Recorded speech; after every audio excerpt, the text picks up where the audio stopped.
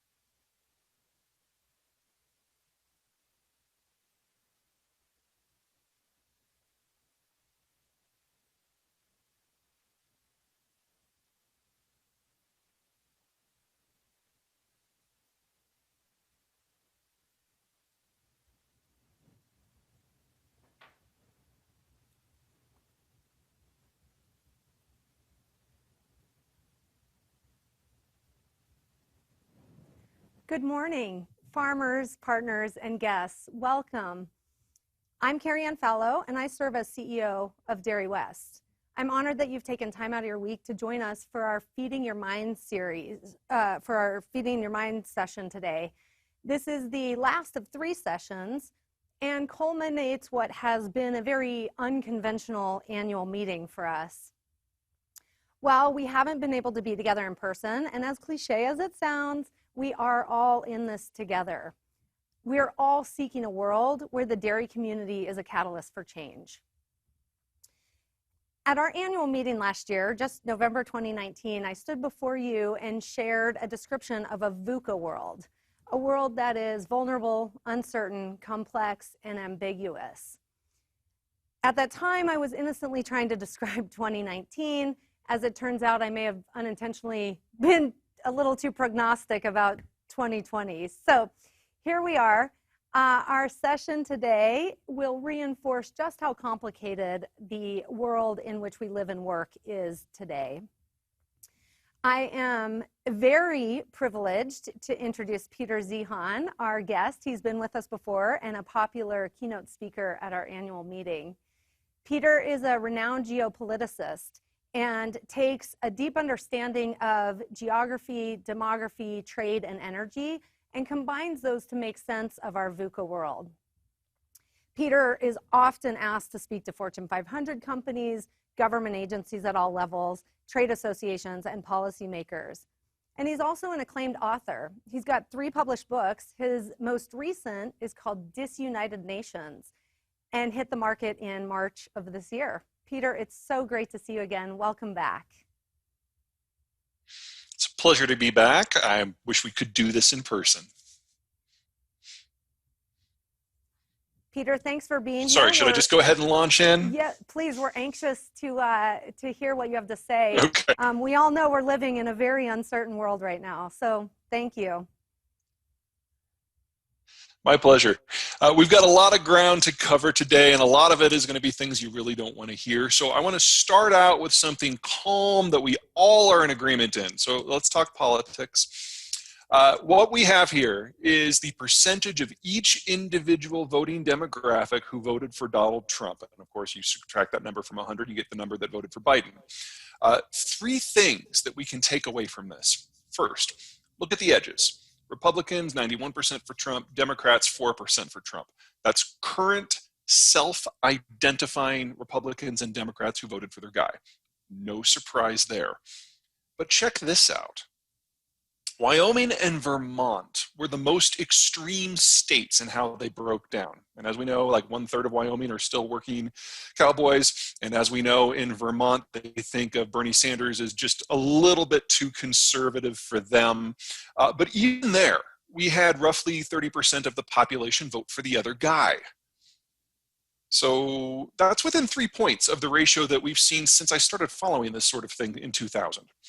And then third, look at that green block in the middle. That's the 6% spread. So at most 11-9 being the ratio. Now, is that statistically significant? Certainly, that's what wins elections. But it's hardly what I would call national division. We are not nearly as shattered politically as social media and the media would have us believe. The data just doesn't back it up. Doesn't mean that we haven't made any mistakes. No, that's not what I'm saying. Doesn't mean that we need to overhaul our parties. Yeah. Does it mean we need to rebuild our media system? Sure. Does it mean we need to regulate social media differently? Of course. But it doesn't mean that we're broken. We can fix this. Every democracy in the world is going through exactly these sorts of issues. We are just louder about it. Okay. That's all I'm going to talk about politics. We can go into Q&A if you want to. But I want to spend most of the time talking about the international environment and foreign policy. So first, some review. The United States created the global order at the end of World War II so we could fight the Soviets. We made the world safe for commerce in exchange for military alliances to fight the Cold War. On this map, kind of gives you an idea of who was who. The blue were the countries that we cared about before World War II. The green were the new allies in the new Bretton Woods global order, globalization. The yellow are what really matter, because those are the countries that switched sides to join us in our global market in exchange for them flipping against the Soviets. But that war ended 30 years ago. Now, the countries that benefit the most from this system were the countries that didn't do well before. Either they were resource poor like the Germans and they couldn't challenge the naval powers, or they had weak geographies like the Chinese, which turned them into prey for the empires. For the first time in their existence, countries like China could access resources and markets without having to secure them militarily, because we took care of that. But making this system work required that the United States had troops everywhere to protect the sea lanes, to keep the Soviets at bay, to prevent the members of our alliance from picking fights with one another.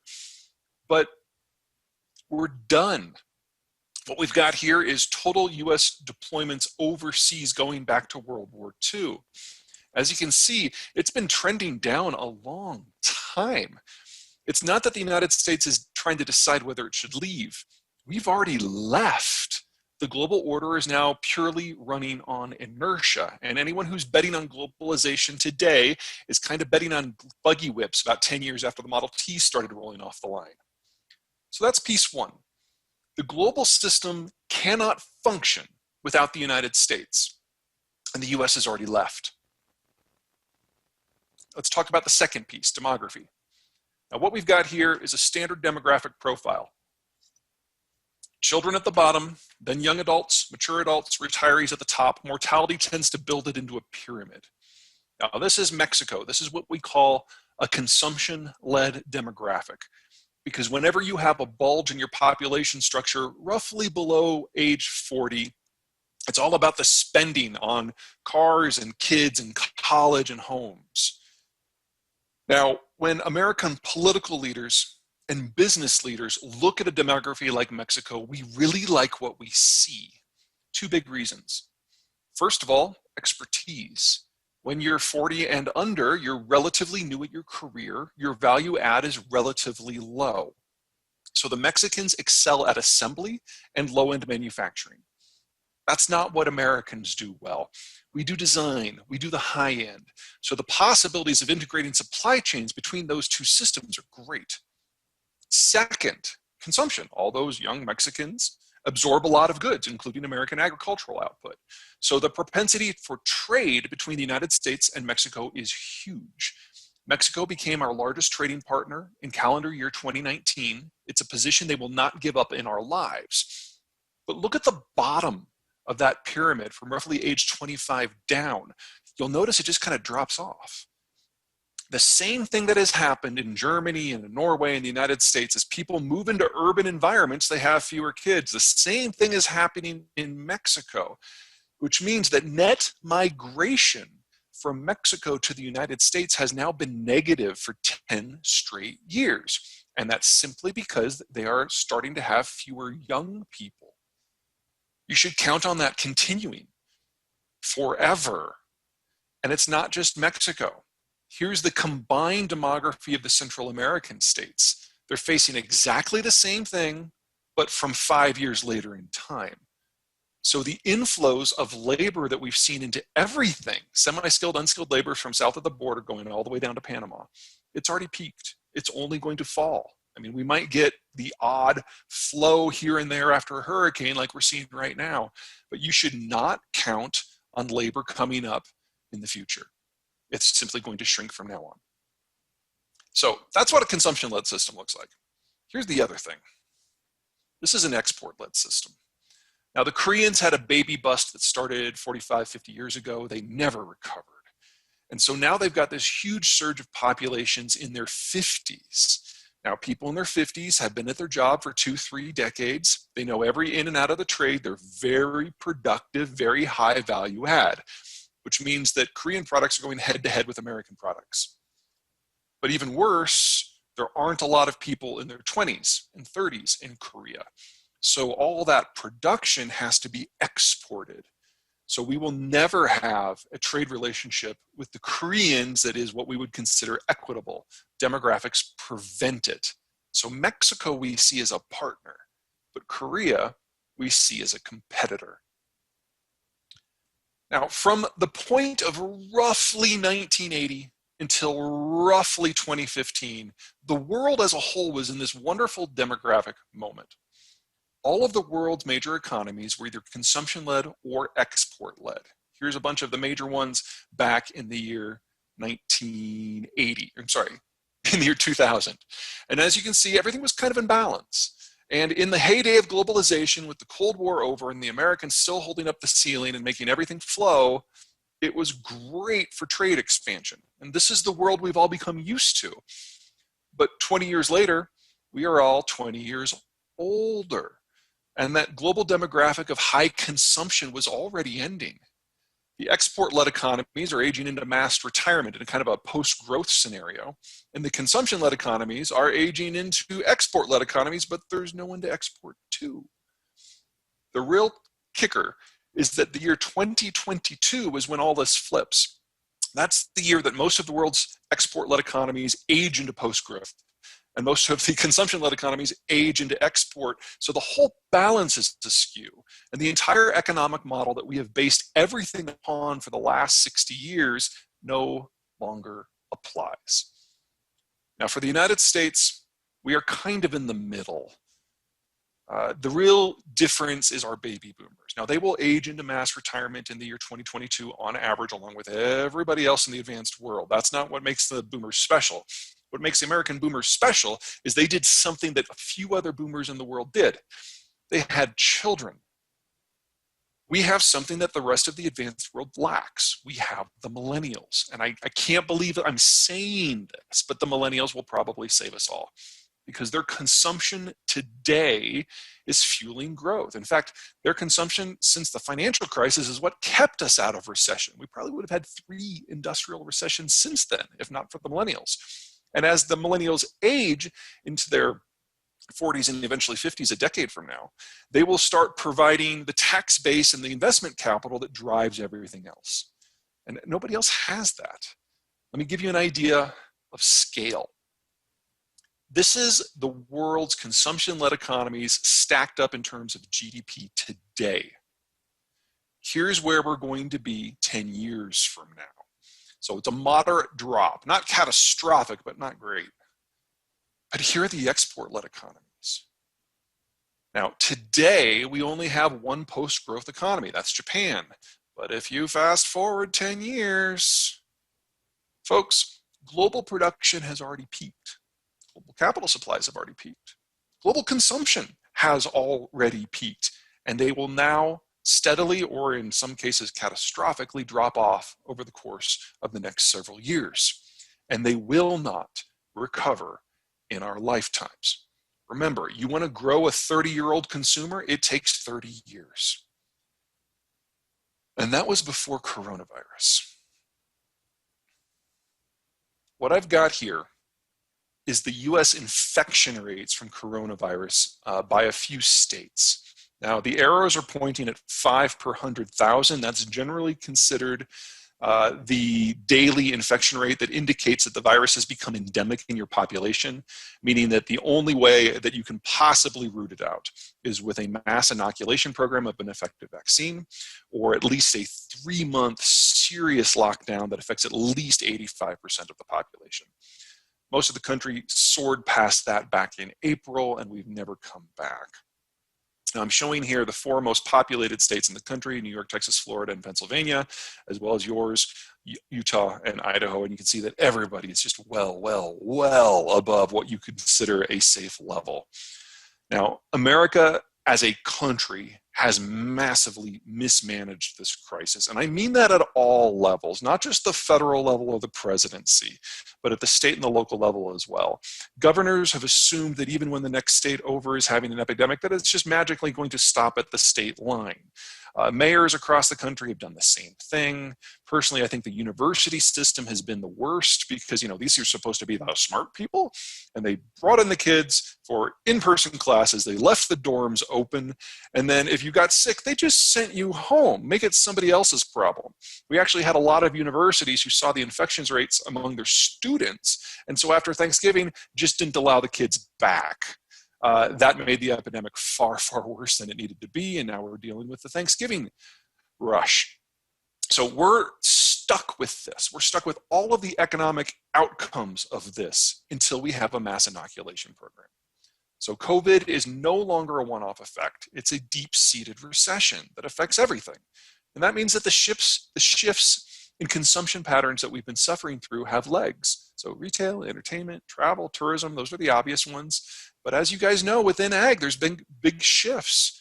When people don't eat out as much, the foods that they eat in restaurants like steaks and bacon and cheese, prices change. We get gluts. And the things that you eat at home, like ground beef or chicken, prices go up. Every sector is experiencing something like that. And every sector will continue to experience things like that until we have the population immune to this. Which leaves us with the question, how soon can we have an effective, widely distributed vaccine? And on that, I actually have some good news. Now, the term is called herd immunity. I'm sure you've heard it before.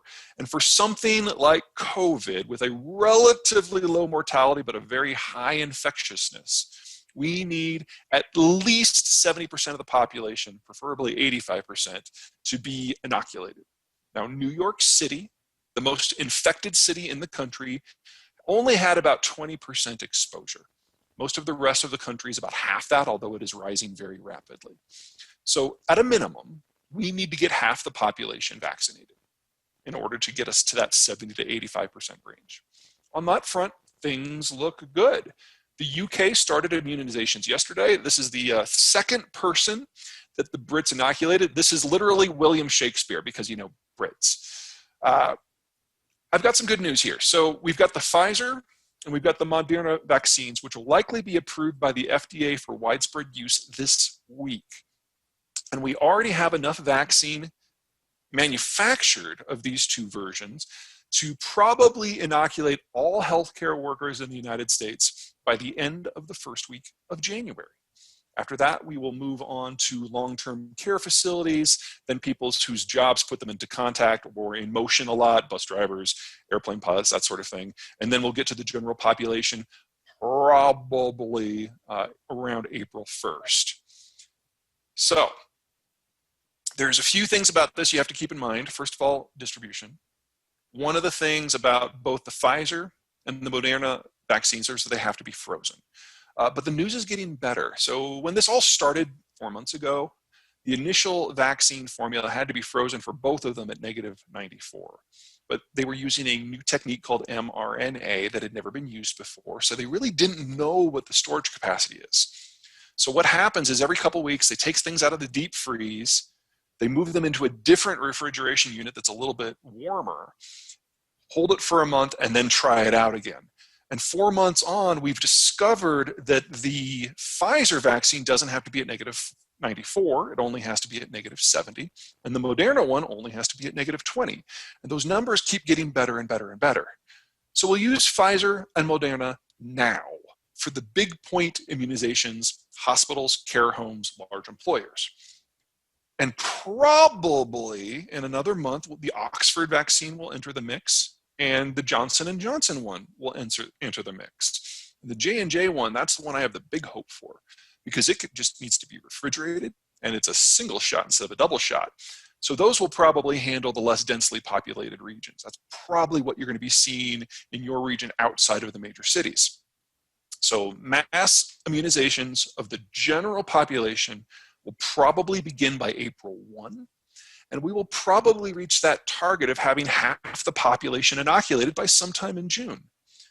So COVID is likely to get bottled up by the end of the second quarter, and the economy can then use the third quarter to kind of repair itself because we have had now a year-long recession. Figure the weird pricing trends that we've seen will unwind as the US economy repairs itself. So probably by the time we get to September, most of this is going to be in the rearview mirror. Now, the new administration is not going to speed this up at all. Even if the new Congress passes a new COVID mitigation and recovery program on day one, you shouldn't expect that policy to generate any meaningful outcomes until at least May. Add in a few months for the measures to really take effect, and we're already pushing year's end, which pushes us after the likely COVID recovery. Anyway, it's still overall good news. But here's the bad news. Same data set, 7-day moving average, cases per capita, cross-comparable data, but instead of showing it for US states, I'm now showing it for countries. This is the world's 6 largest consumption-led economic systems.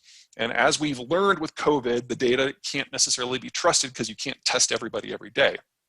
So in the United States, in the United Kingdom and France, figure the actual caseloads are at least double. And for the developing countries, Brazil, Mexico, India, figure they're at least quadruple, which means everybody's well over that 5 level where we're endemic. So of the world's top 20 consumption-led systems, only Australia is not facing a health collapse. And Australia is under lockdown, so it really doesn't matter from an economic point of view. Consumption-led economies of the world are all offline. And they're desperately bringing their manufacturing needs in-house for reasons of health, national security, populism, and jobs. Which means that if you're an export-led system, you no longer have anyone to sell to. And this is going to last for at least the rest of this calendar year. I'm sorry, the next calendar year. And in case of the developing world, into 2022, which means this is it. It's over. Most countries will never return to where they were in calendar year 2019. And the export-led systems that were hoping to make the adjustment before 2022, when the bottom falls out, they've lost all the time. Globalization is done. Now you remove globalization, you remove the Americans from the equation, and you're going to get a series of brushfire wars in these regions. Now, for those of you who know your history, you'll recognize these as the areas that have seen the greatest conflict throughout the history of our species. It's where the world's major cultural and geopolitical tectonic plates kind of grind together.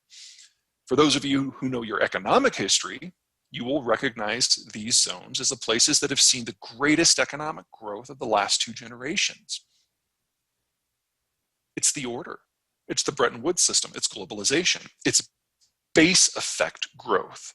The Americans forced everybody to be on the same side to fight the Soviets, and so trade happened, economic growth happened, and now it's going to unhappen. These zones are responsible for 3/4 of manufacturing supply chain steps, 3/4 of global energy shipments, and 3/4 of global agricultural shipments. The supply chains that make our world work are shifting for reasons political and strategic and energy and labor and very soon war. And very soon, those chains are going to shatter simply because ships are not going to be able to make it to the places that matter. Let's talk transport. Now, back in the 1980s, there was a war in the Persian Gulf between the Iranians and the Iraqis. We called it the Gulf War. And by 1983, the war on land had reached a stalemate. So the two sides started flinging missiles at each other's civilian shipping. And that almost destroyed the global insurance industry because they didn't have any way to handle provisions for a ship getting hit. The American security overwatch had been so hermetically complete since 1945, everyone assumed there was no risk on the water. So we've now changed the way we handle shipping for insurance. Now, if you are sailing the ocean blue, you have to get an insurance policy every year worth about 2.5% the value of your vessel to be paid every year. That assumes you never sail into a war zone. Should you sail into a war zone, the cost of that insurance increases by a factor of 100 to be paid every week. That assumes no one in the war zone is shooting at civilian shipping. The first time someone takes a shot at a civilian vessel, your insurance policy is null and void, which means that as soon as you have any conflict in any maritime zone, no one will go there. And we're going to have a lot of conflict and a lot of civilian shipping lanes. This is the end of most trans-Pacific shipments. What about energy? For those of you guys who saw me before, you recognize this, of course. This is my cost versus volume graphic for energy. The taller the bar, the greater the cost of producing the crude. The wider the bar, the greater the volume that comes up out of the ground. OPEC is there on the far right in black. US shale is in the light blue on the far left. Now, this is data from 2012. So back then, US shale was the most expensive in the world. OPEC was wide and cheap. But this was almost 10 years ago. Since then, we've had breakthroughs in a number of technologies, and here's where we were at the dawn of the coronavirus crisis this year. Now, we have seen, because of coronavirus, oversupply issues and a lot of people shut in production, overall US oil output dropped by 2 million barrels per day. But half of that is already back. In addition, we've had consolidation in the industry. If you have a lower price point, only the more productive wells make sense. A lot of structural shifts, not just technological, but it has forced a lot of the smaller and a lot of the less efficient players out of the market completely. So fewer mom and pops, more Exxons now. And then third, we have drilled and fracked, but because these bigger players don't need the cash flow right away, they haven't necessarily hooked their wells up to the pipes. They've left them closed in. It's a frac log is the technical term in the industry, and it probably represents another 1 million barrels a day, which means that the United States is within 30 days of being a net exporter again. Now, a few thoughts on this. Oil is the ultimate long sale commodity. It's far more dependent on safe transport than any other commodity. So any disruption in the global system at all has an outsized impact. Second, what happens to production costs and output reliability in a wider world where the Americans are not holding up the ceiling? And third, oil is the primary input in many more things than merely fuel: pesticides, herbicides, fungicides, fertilizers. There's also another side to it. Now, this is a map of the world at night. Here's the most important city in human history. It's Marshalltown, Iowa. That's where I'm from. Here is Bismarck, North Dakota, the booming metropolis. And this is not a rave. This is the Bakken oil field, a shale project. And the reason it's lit up is that we have a hard time capturing natural gas from the shale fields. It bubbles up as a waste product. And it can take 3 to 12 months to wrap it into the infrastructure system. And in the meantime, we have to flare it. And you can see that from space, which means that natural gas, the most versatile industrial input on this planet, is in the United States, a waste product. And what can't you do with a bottomless supply of it? We burn it for power, which is the primary reason US electricity costs are the cheapest in the world. But we've also completely retooled our petrochemical system. Now, this ridiculously overcomplicated graphic, let me just sum it up for you. If you start with the bottom left, that dark gray bar, that's crude oil. You can refine that into something called naphtha, and then you can process the naphtha into tens of thousands of daughter products that we use every day. Or you can start at the bottom right with natural gas. You crack it to get something called ethylene, and then that can be turned into daughter products. Now, under normal circumstances, you would only use natural gas as your base material to make this relatively narrow product set, because natural gas is hard to move, it's hard to store, it disperses. And so normally there's a 5-to-1 price split between oil and natural gas. And because of that, you only use natural gas when you have no other option, except in the United States. Because in the US, natural gas is a waste product. And instead of a 5-to-1 ratio, it's more like 2-to-1. So these are the products that we use natural gas for. And for you guys specifically, this is fertilizer, and that is pesticides, herbicides, and fungicides. So the United States is now not only the highest volume, highest purity, highest quality, lowest cost producer for all of this, but the next time there is a global energy crisis, it's not going to affect ag, because on the input side, all the stuff we use oil for in the wider world is not how we do it here. We have a completely different supply chain that is both domestic and immune to international price changes. And it's going to have a massive impact. What we've got here is crop intensity by acre in Africa back in 1950. And anything that is in pink or blue means roughly 1/3 or less of the land is actually under till. And in a pre-industrial civilization, this is what you would expect, because you only produce food in the areas that are capable of doing it with relatively low inputs. I mean, this is pre-synthetic fertilizers, pre-tractors, pre-gasoline. But when Africa was ushered into the globalized system, they were able to bring in those inputs and create zones where they could farm more intensively and take marginal lands and bring them into production, because if you have these inputs, you increase output. Well, we saw food output in the continent increase by a factor of 5 over those same 50 years. Now undo the global system. If they can't get reliable equipment, capital, and other inputs, they're going to go back to something much more similar to what we had 50 years ago. But while food output has increased by 5, so has population. Let me give you an idea of how bad it's going to be. Here are the world's major exporters of grain and soy. They're the blues and the deep greens. They're the major exporters and suppliers to the world. Everyone else is a net importer. And any country that is in any country that is in red or orange imports at least half of the calories that they need to survive. In the world that we're going to, with supply chains breaking down, these are the countries that are looking at least a 40% reduction in their capacity to grow the crops in the first place. That even assumes there's no distribution problem. We have a word for this: famine. Deep, continental in scope.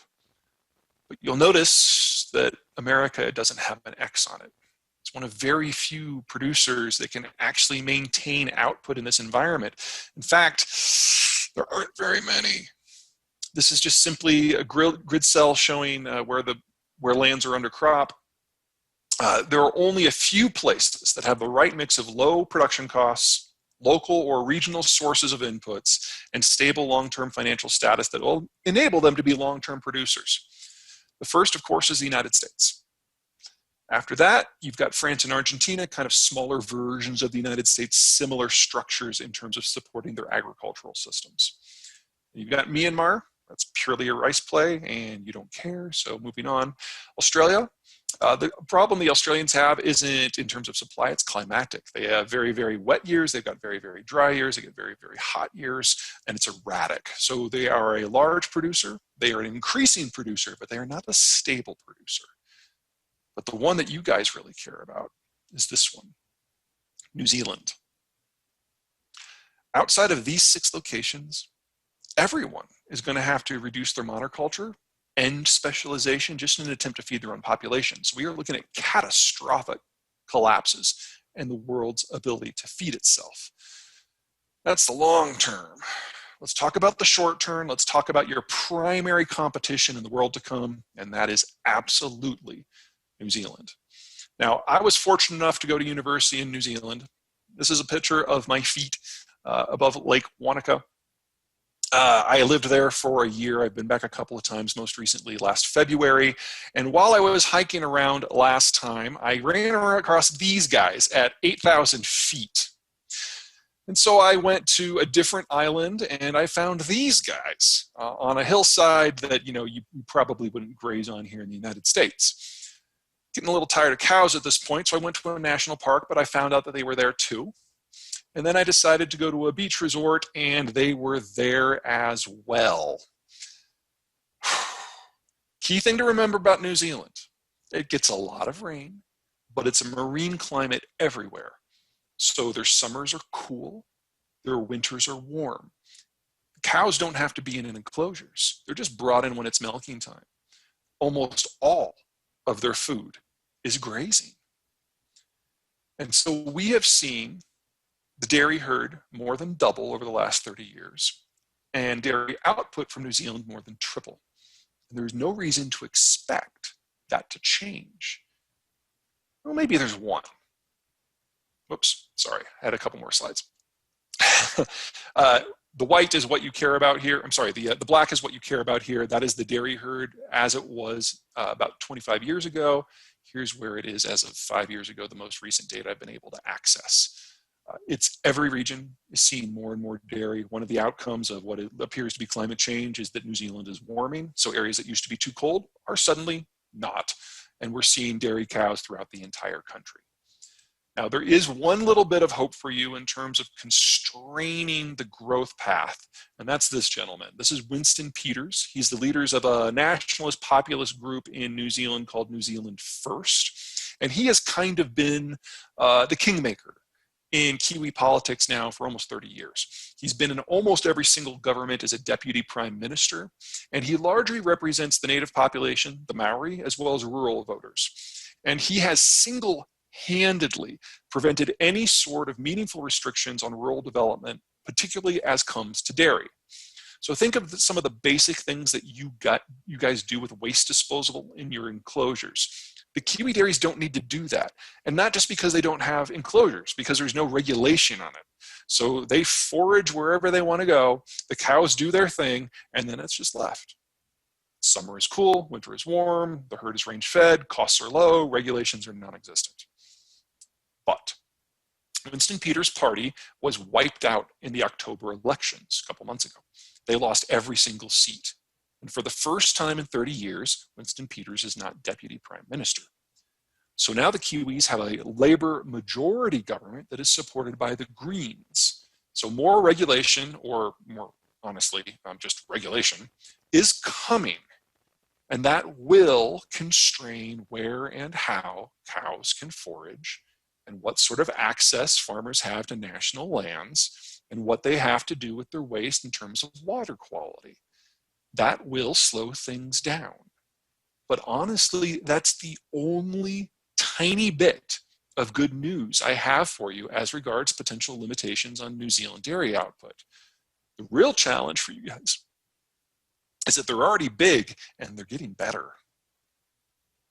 First, powdered milk can only take you so far. Now, I realize that 99% of the liquid milk that's produced in the United States is consumed locally because it perishes. But look at that Tetra Pak on the left. The Kiwis are now exporting upwards of 15% of the dairy output this way. It can be done. Yes, it's a different cost point. Yes, it's a different product, but powdered milk can only take you so far. Second, you have to be able to provide value add. Now, one of the things that the Kiwis do is local dairies partner with local creameries. They get a lot of support from their national dairy conglomerate, Frontera, which is a state-sponsored entity. To give you an idea, now that cheese board there, that's something called Kapiti Kikorangi. It is a local cheese that kind of combines a semi-firm brie with blue cheese. It is, bar none, the most glorious thing I have ever put in my mouth. And every time I go to New Zealand now, I gain at least 10 pounds in the first week. And they have dozens of varieties like this. What they have managed to achieve is American scale and American quality with French differentiation and product variety. And barring some significant shift in the American dairy sector, you guys are never going to be able to compete with the Kiwis on price, product, quality, or variety. So it's time to start trying, because otherwise, any market where you come up against the Kiwis head-to-head, you are going to lose. Barring that, your only hope is that the Kiwis will limit their own production. Now, keep in mind, the Kiwis are a small country in the middle of an ocean, very isolated, largely immune to the geopolitical threats that are coming. So we've got to play that against the broader trade relationships that the Americans are going to have. And on that, the news is decent. There are 5 deals that the Trump administration has been working on or is finished. And there's a lot of things we can say about the Trump administration being, behind the times, or not being very detail-oriented, or pissing off the wrong people. But on trade, I think the Trump administration has broadly gotten it right. Now, Korea, Japan, Canada, the United Kingdom, those 4 countries have no choice. South Korea doesn't exist without American security overwatch. Canada can't pivot. The United Kingdom has destroyed its links to the European Union, so it's a deal on Washington's terms or a depression. And it's seared into Japan's collective memory that you do not piss off the United States. Of the 5 countries in play, only one, Mexico, has things that the United States wants. A complementary economic system, a growing market, a young demographic. And so of these 5 deals, we really only had to negotiate with Mexico. Everyone else, it was take it or leave it terms. And with the exception of the United Kingdom deal, which is in negotiation right now, all the others of these aren't simply done. They're not simply ratified. They've already been implemented. The hard work here for the world we're going into has already been done by the Trump administration. There's one piece, and honestly for you guys, it's probably the most important one that still needs to be worked out, and that's with the United Kingdom.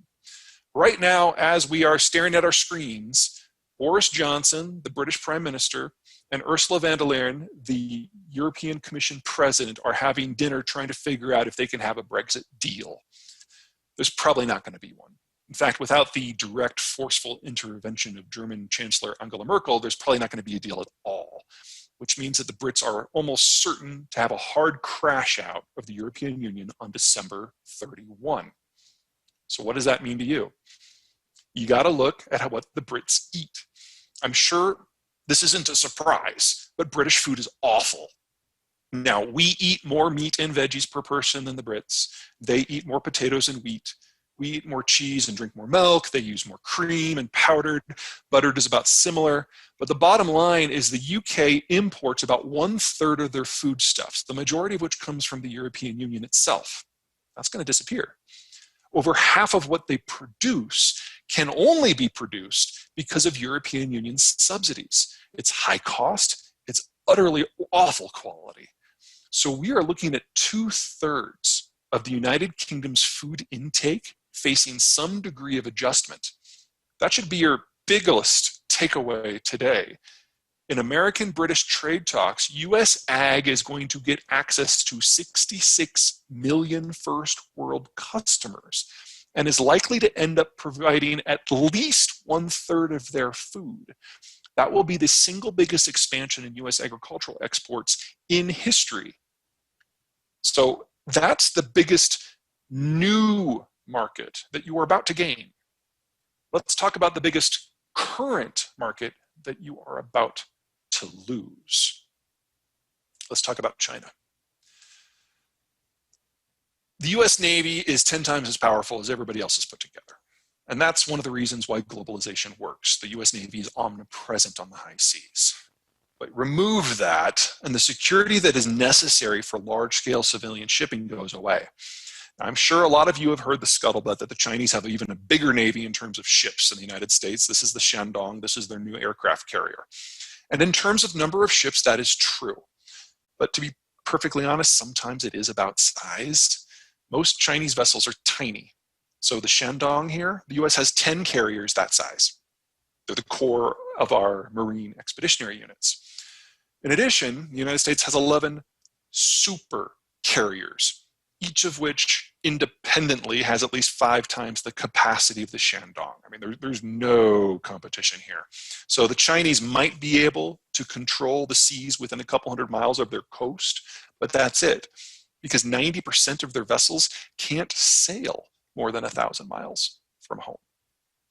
So from a security point of view, it's laughable to think that the Chinese could maintain a regional trade order, much less a global trade order, much less displace the United States. It's just not on the cards. But then there's demographics.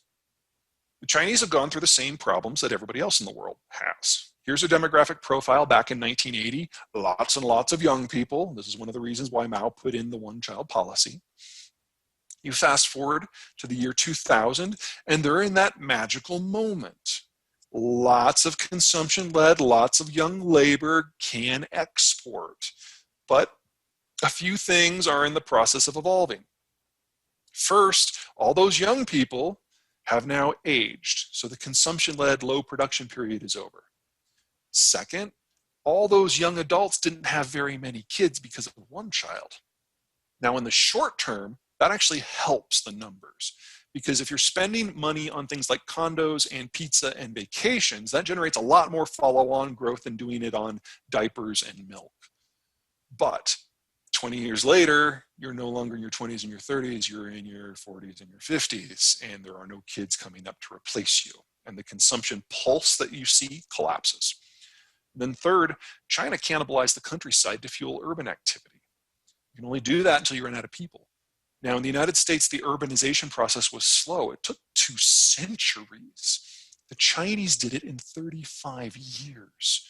So that process does generate amazing levels of growth, and that's what we know as the panda boom. But it's a moment in time, and you can only do it once, and it's over. And here's where the Chinese demography is today. China has not simply aged out of its demographic moment. It has aged past the point of any even theoretical demographic recovery.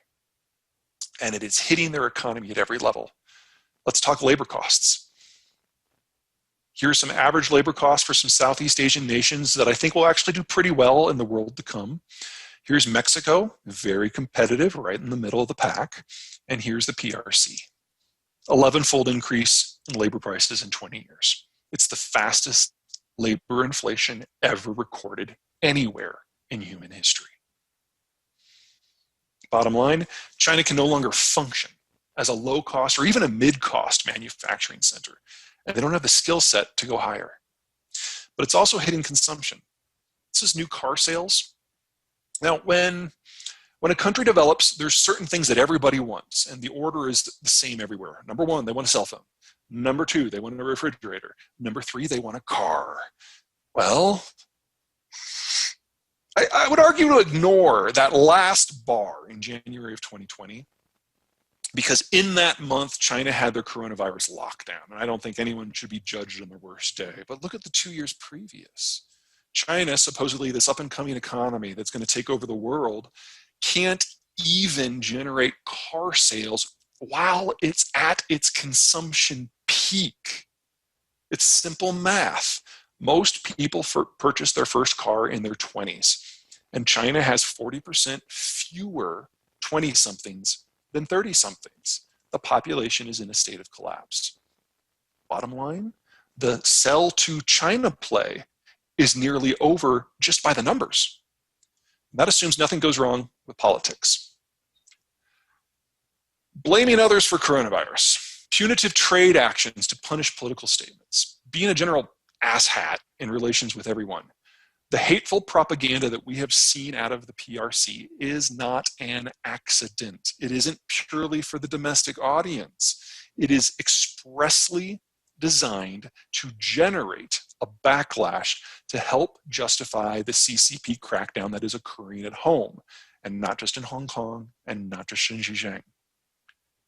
Now, strategically, the CCP has decided that part and parcel of this is that China will never again purchase any American foodstuffs unless there are no other options on the market. The Chinese market was never the promised land that many thought. It was always running on a sugar high. And now, for political reasons in China, the market is closing until such time as China itself breaks. And you need to come to terms with that.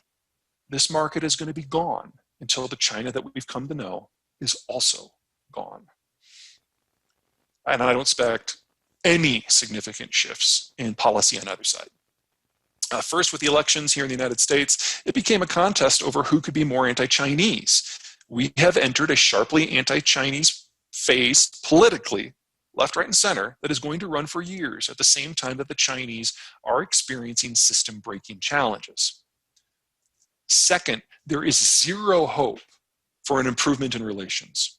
If anyone could theoretically steer the relationship in a more cooperative direction, it was former Iowa governor and former ambassador to China, Terry Branstad. He's the guy toasting China in the bottom left there.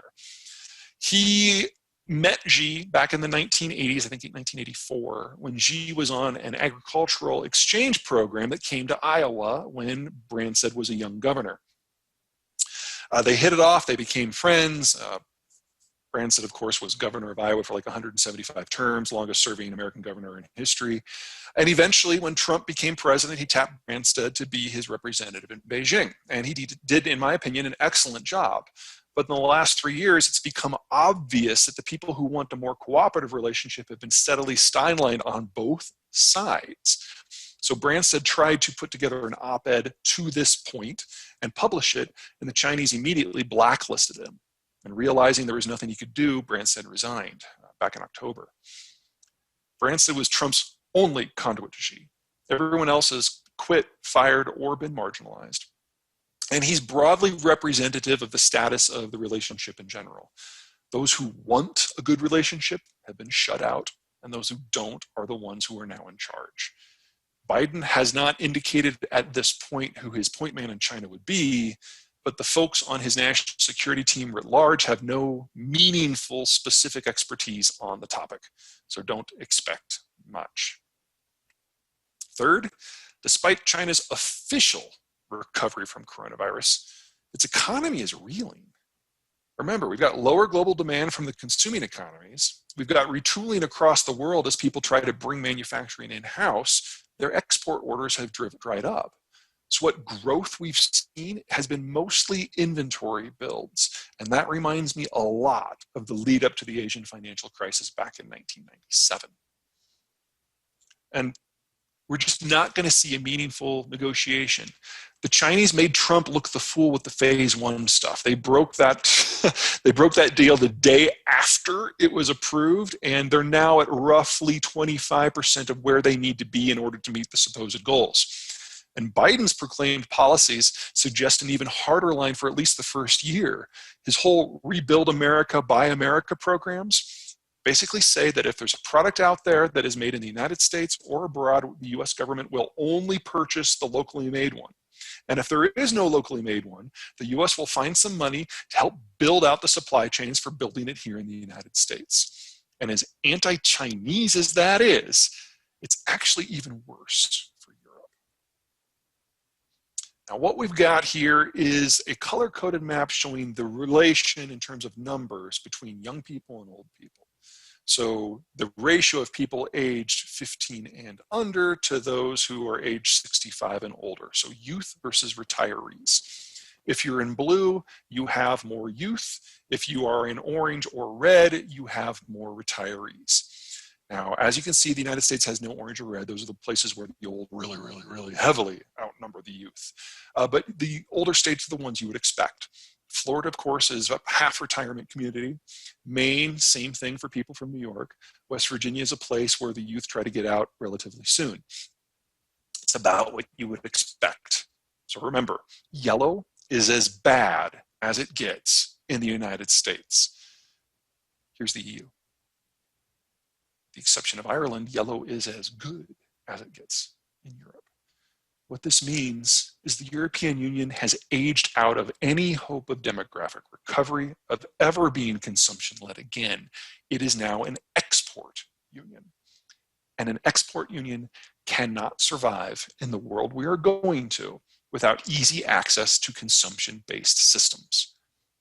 A trade war between the United States and Europe was coming regardless of who won the American elections.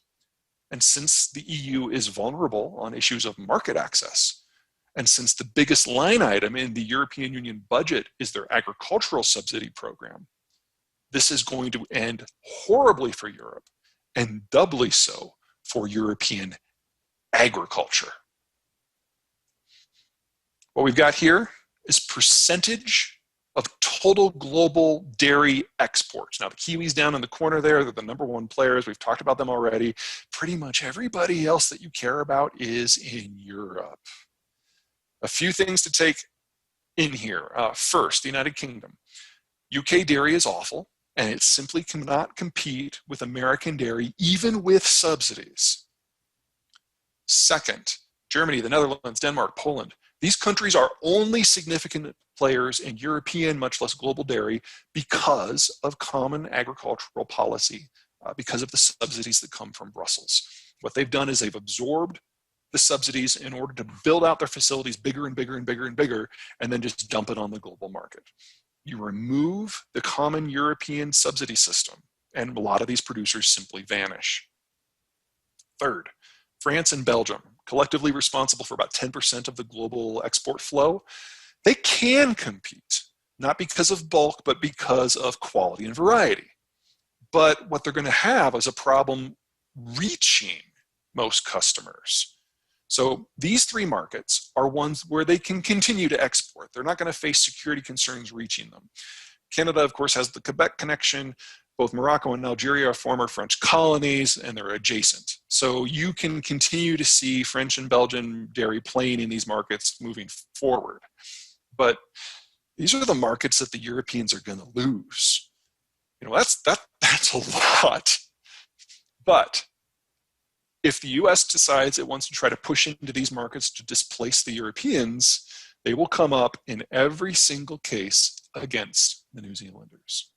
So unless American dairy can find a way to compete with the Kiwis, more delivery options, more variety, more value add, the Kiwis are going to gobble up the majority of what becomes available. Now, as you know, dairy is not a one product thing. This is a very, very, very broad view. And what is true for liquid is not true for butter, much less powder. So for example, 11% of the United Kingdom's dairy market is sent to the European Union. That's going to evaporate on January 1. Think about what would happen if overnight you guys faced an 11% oversupply in your home market. Prices would probably tank by almost half. There's going to be a lot of similar churn throughout the industry on a global level, regardless of the general outlines of the world to come, because you can't adjust output and flows overnight. But access points will be changed overnight. Okay, I want to close with some really good news in regards your single largest current market, and that's Mexico. And to really understand Mexico, we need to look at another Latin American country first. Now, this is total export flows from Brazil to the world. The left half of this shows products by type, whether it's soybeans or televisions or medicines. The right half shows where they go, China, the United States, and so on. Now, if you are a developing country, what you really want is for these four colors, the maroons, the grays, the blues, to be big. These are the value-added components. This is manufacturing for the most part. This is where you develop skill sets, you increase your educational system, you build your value added. This is what you want. Brazil doesn't have much of that. Brazil is a very typical Latin American economy. It's heavy on commodities, and it's heavy on exports to China. So this is normal, but not necessarily what you want. And here's Mexico. Very different. Lots of blues. About 2/3 of Mexico's exports are value-added manufacturing. About 3/4 of that goes to the United States, making Mexico the standout exception to everyone else in the Western Hemisphere. So Mexico is an outlier, but not just an outlier in Latin America, but throughout the entire developing world. Because of this footprint, because of this structure, Mexico is actually more economically and technologically advanced than not just the rest of the developing world, but the entirety of Central Europe. In fact, it's a bigger economy than the entirety of Central Europe. And it's getting bigger and better. The Mexicans are aggressively expanding their industrial footprint and moving up the value-added scale. In league with Texas, they already dominate in automotive. They're heavy into aerospace support, or at least they were until COVID. And as Asian supply chains break down for reasons of health and national security and populism, Mexico is getting into the electronics business and computer assembly. It's growing, growing, growing, growing, growing. And everything that is bad for the broader international system is actually really good for Mexico because they already have a trade deal with the United States and they are right next door. Bigger, more money, more consumption. Oh, and one other thing. Their agriculture is awful. Mountain agriculture is hard. Desert agriculture is hard. Tropical agriculture is hard. And pretty much all agriculture in Mexico is two of the three. Production costs are very high. Quality is very low. And quantity is just simply insufficient to meet Mexicans' needs. And the Mexicans know it. They don't fear it because they know American foods are right next door. High quality and reasonably priced. The Mexicans are hungry, they're upwardly mobile, they are now your largest consumer, and they will remain so for at least the remainder of our lives. And dairy is no exception to any of this. US dairy produces about twice per cow at about half the cost of Mexican cows. Mexican butter is beyond awful. So Mexican dairies tend to export their butter fat to the United States for processing. But even here, even in this market that you guys own, there is a danger. The Kiwis are coming. New Zealand has already become Mexico's top source of imported butter, which should not be happening. and their footprint is expanding. Okay, that's a lot for an hour. Hope you guys process all that. We've got plenty of time for questions. If you're looking for a little light reading, there are the books. But more importantly, you can follow me on Twitter or sign up for the newsletter, which is free and will always be free. Just sign up at zeihan.com/newsletter. Okay, I am ready for questions. Do we have a few? Peter, thank you. We do have a few questions coming in through the app.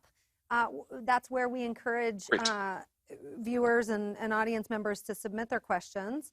And thanks for talking about aging trends. That gives me permission to put on my glasses so I can actually read the questions. Let's start with this. The dairy industry. Mine are right here. The dairy industry in Vietnam has grown significantly in the last 20 years. What's your take on Vietnam and their neighboring countries regarding their ability to support dairy production and consumption? Southeast Asia in general has kind of a local ecosystem for manufacturing and energy processing and supply that it's pretty good, especially in the world where we're going to, where transcontinental and transoceanic shipping are going to be a lot more constrained. So it's actually one of the parts of the world that I'm pretty bullish on moving forward. And it's a part of the world that is likely to have significant military and economic partnerships with Australia, New Zealand, and the United States. That said, Vietnam has 140 million people. They're probably going to have 180 million by 2050. They can't possibly keep up, and they face many of the same challenges that the Mexicans have. It's rugged terrain, it's tropical, it's not great for animal agriculture. It's not really great for any sort of row crop agriculture in general. So the capacity of the Southeast Asians to keep up in any sort of animal husbandry industry is not just suspect, it's hilarious to consider. That said, as they adopt a slightly more Western diet, there will be demand, and they will try to meet some of that locally. Quality will never be able to keep up. Quantity will never be able to keep up. And so when you say country, Vietnam has had a significant expansion in the last 20 years, that's totally true, but it's basically from zero. So the trick for American agriculturalists and American policymakers is to get a foot in the door before the global system breaks down. Now, one of the very, very, very, very, very few things about the Obama administration that I respect is that they did that with the TPP. And the TPP basically would have given the United States agricultural sector an outsized say in how this region evolves in terms of food demand. Now, one of the things that Trump got right is he used the text of TPP as the template for NAFTA 2. So it's not like the policy is an alien one, and it's not like there was nothing that came from it. But with Vietnam and Thailand and Indonesia, we did lose a few years, which is disappointing. And the Kiwis have gone in there full bore. They're not the primary supplier yet. That's still being handled by domestic, but that is absolutely the competition you are going to be facing moving forward, is that the Kiwis already have a foot in the door and we don't. Well, Peter, thanks for that answer. Speaking of New Zealand, do they face the same shipping safety issues and concerns that we do? We know that they can't domestically consume all of the dairy they're producing, and they have to ship it. If it becomes unsafe, then where do they go? Yeah, the question is, where do they go? And if you remember that map I brought up, it shows, from the South China Sea, north to Japan, the Black Sea, the Eastern Mediterranean, the North Sea, Central Europe, former Soviet Union. Those are the unsafe zones.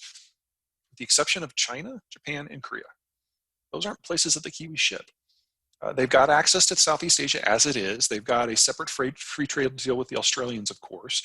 They can reach the Middle East because they're closer.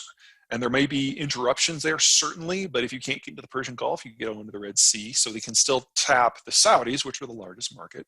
And more importantly for you guys, they have access to the entire Western Hemisphere. New Zealand doesn't directly face security threats because of its position. The only challenge would be what happens to its markets. And I think we all know that if for whatever reason the Chinese market closes, then all of a sudden you've got this ultra cheap, ultra high quality Kiwi stuff that is already on the market and go somewhere else. I mean, to give you an idea of the price point, think of how protectionist the French are when it comes to agriculture. Kiwi butter and cheese is already the dominant supply for French colonies in the Mediterranean, in the Caribbean. That's as far from New Zealand as you can get. So as long as the war doesn't come to New Zealand's shores, and I don't think it will, you are facing a broad-scale competition from a competitor that just can't be put down. Well, Peter, on that note, what about the lack of pasture land available in New Zealand? We've always heard that will restrict potential growth, and some global organizations are in fact forecasting that New Zealand dairy production will flatten out soon. How do you respond to that? There are some challenges to growth. I don't mean to suggest otherwise, but that's why I showed you that photograph of the cows on the hillside. I mean, that's not what Wisconsin looks like. You're going to have hillsides with upwards of a 45-degree angle that they use as pasture. What we've seen is that they maxed out the obvious cow paddocks about 11 years ago. And then they started eating into two other sorts of agricultural systems. They started going into wheat fields, and they just converted that to cow paddocks. And any place you can grow wheat, you can turn it into a cow paddock if you have enough moisture, which they do. And they've started going into the sheep paddocks. Now, sheep normally graze on land that is of lower quality, steeper elevation changes, less moisture. But I mentioned climate change for a reason. They have seen the zones where they can physically support the cows expand significantly over the last 15 years. So I don't think you're going to see the sort of explosive growth that we've seen in the last 30 years, but the Kiwis still have a long way to go.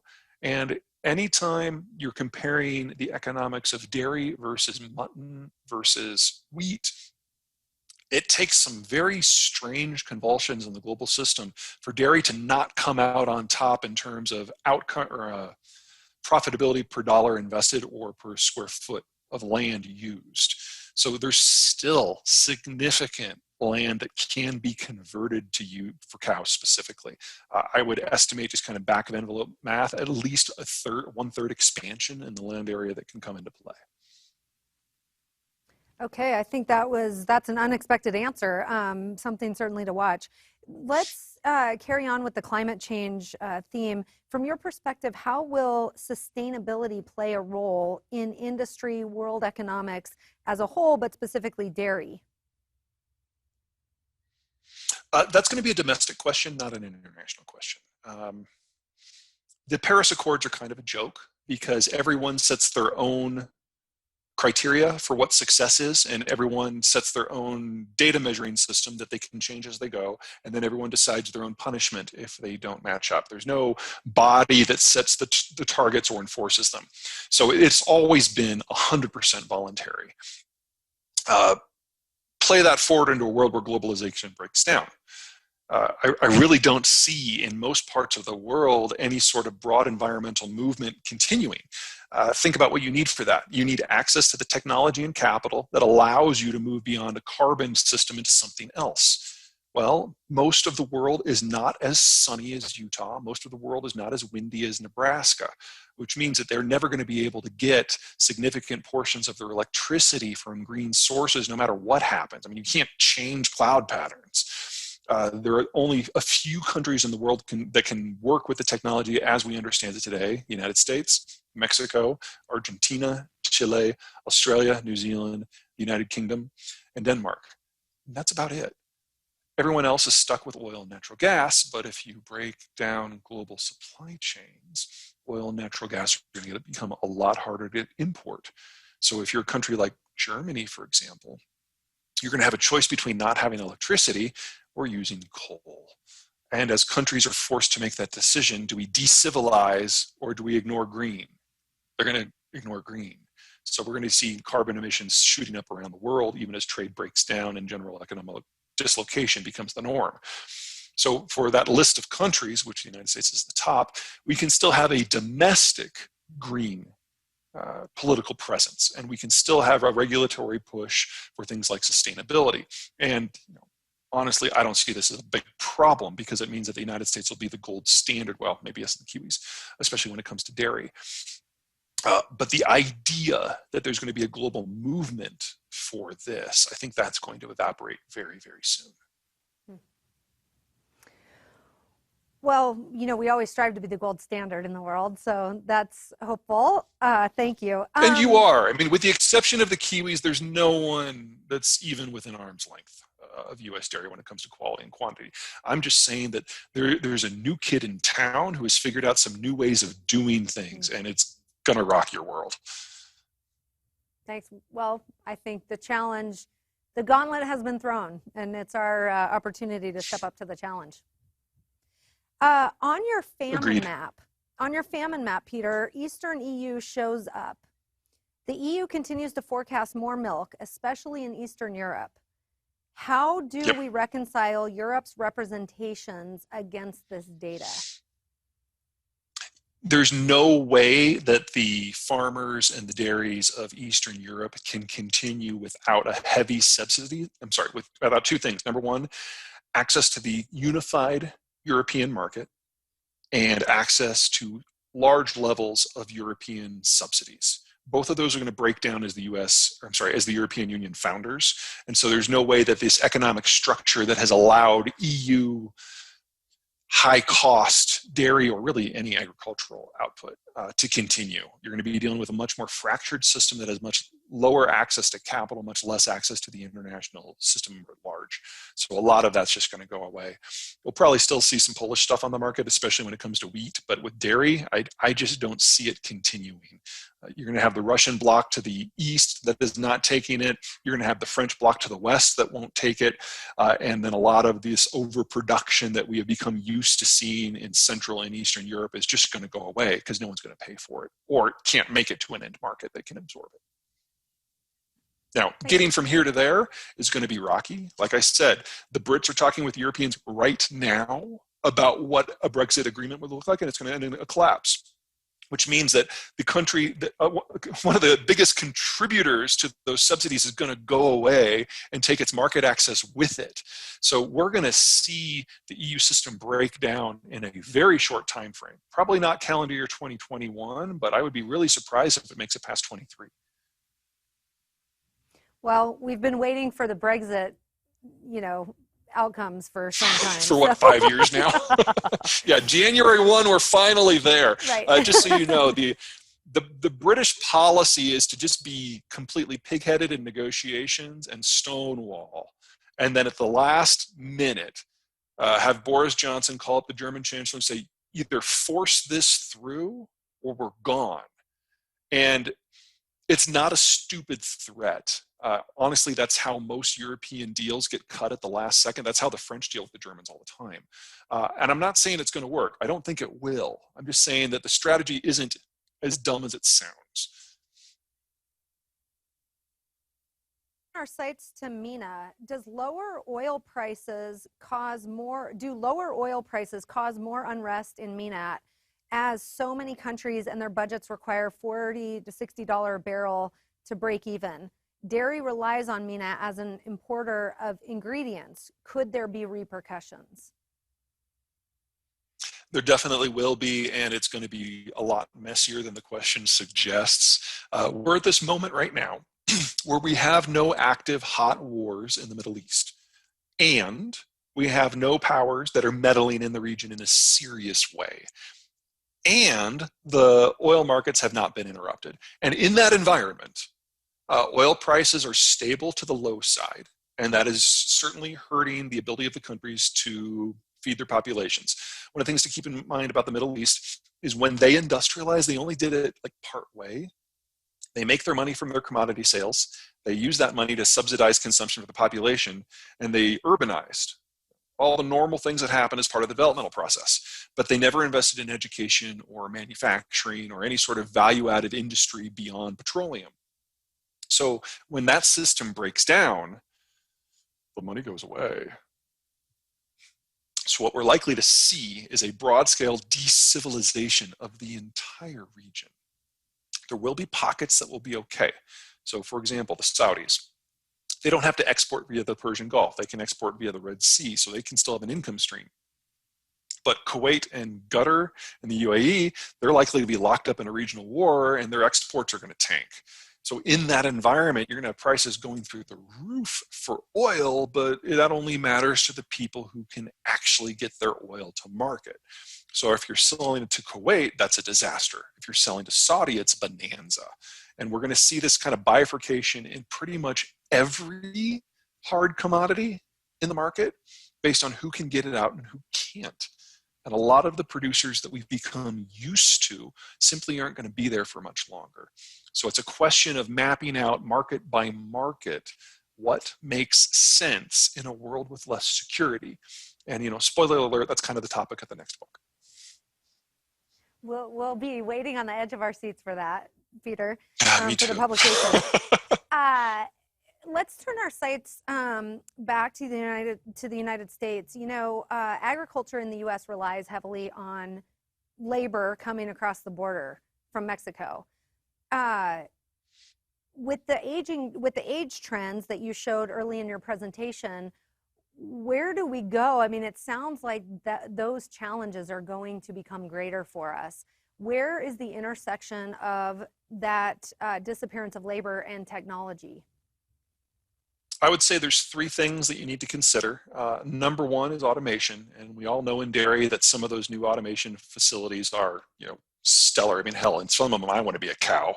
The idea that you can use the equivalent of facial recognition on a cow to know whether or not they want a fresh bed, whether they want to be milked, whether they want a massage. I mean, that's brilliant. I would love to live in an environment like that. And that costs capital. And because we're probably going to be facing capital shortages in a couple of years, I would strongly recommend you front load anything you plan to do with that. Remember that after 2022, when a lot of the baby boomers globally go into retirement, they take their money with them and it will not be available for this sort of operation. So that's one. Number two, you need to tap a new labor market. If you're going to do something in the vicinity of the and the semi-skilled, there's only so much available in Central America anymore, and that has become almost politically toxic in this country, so you have to reach further abroad. You, in essence, need to lobby the State Department to sponsor refugees coming from war zones, Syrians, for example. I realize that politically that is problematic in any part of the country. But that's where the labor is going to be for the next several years. That's the only place you can go if you want to continue with your operations in their current structure. Third, tapping a new labor pool in order to do something a little bit different. And that's where the kind of the Kiwi thing comes into mind. If you get into the high temperature pasteurization and you get into the Tetra Paks and you get into the customized dairy and the fancy cheeses, you're tapping a different sort of labor, because the problem then is not quantity. The problem is distinguishing yourself within the market and becoming a niche supplier. And that doesn't require 48,000 cows. That requires a different sort of thinking when it comes to production and packaging and marketing and innovation. And that is a different labor set than most folks in U.S. agriculture are used to dealing with. And America's labor structure in its current form is actually well designed for things like that. But it does require you thinking a little different. Well, let's not kid ourselves. It requires you thinking a lot differently. Well, I appreciate that challenge too, because Dairy West and the Idaho Dairymen's Association, our policy group, on behalf of farmers in Idaho and Utah, have been working both on the innovation side and tirelessly on bringing the refugee community, connecting the refugee community closer. So thank you. Peter, we don't have any other questions at this time coming through the app. I really appreciate when you join us, you always give us a good balance of kind of the reality check, but a really hopeful, I'm very hopeful despite the challenges in the world. There are a lot of opportunities, and it's really our responsibility to open the door to those opportunities. Pleasure to be here. I agree with you on the opportunities. Despite my general being a fan of all things New Zealander, there's only so far they can go. I mean, you're right that there is an upper limit. I think it's higher than most people think. And the quality and the variety challenges are unprecedented. But this still is a country that roughly the size of Colorado, where 2/3 of the land is broadly useless. the one thing I want you to avoid is becoming the new the new low quality, high volume producer in comparison to the New Zealanders. If you can close that gap, you'll do great, and you'll do great in all markets. So from my point of view, there's no downside to moving down that path. Well, Peter, thank you so much for being with us again. It's always great to have you here, and I look forward to seeing you again soon. We'll look forward to your new book. Again, folks can follow you on Twitter and subscribe to your newsletter. My pleasure. Great. Until next time, guys.